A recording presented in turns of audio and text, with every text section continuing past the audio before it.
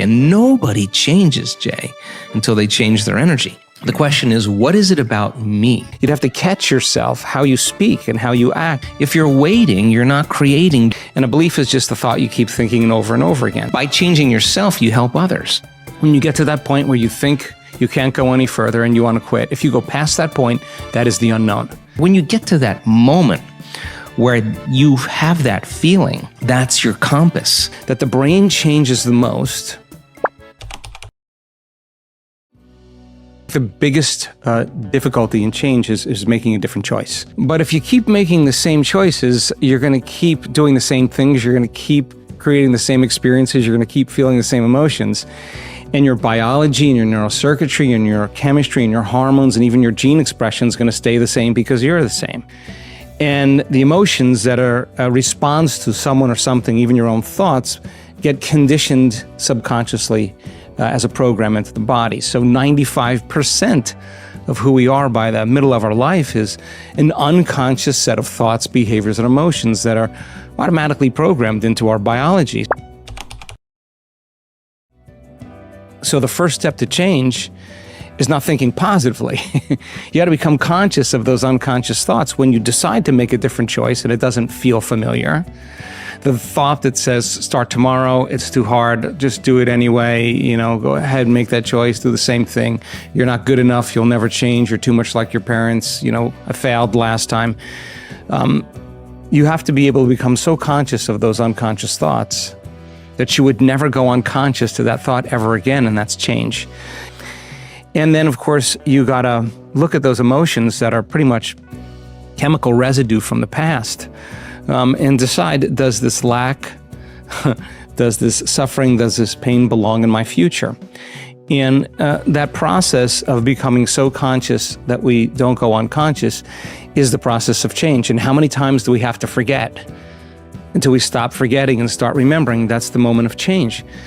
So the hard part about change is when you decide to make a different choice, get ready, it's going to feel uncomfortable. There's going to be uncertainty. The body starts sending information back to the brain to think a certain thought so that you make the same choice, that you do the same thing, you create the same experience. Comfortable, this is familiar. Oh, get back to the same feeling of suffering. Oh, that feels so much better than the uncertainty of the unknown. So going from the old self to the new self and crossing that river literally is a neurological, it's a biological, it's a chemical, it's a hormonal, it's a genetic death of the old self. That's the phoenix lighting itself on fire. And most people would rather cling to that familiar place than take a chance and possibility. That void, that vacuum actually is the perfect place to create. And we discovered this, that the brain changes the most when you get to that point where you think you can't go any further and you want to quit. If you go past that point, that is the unknown.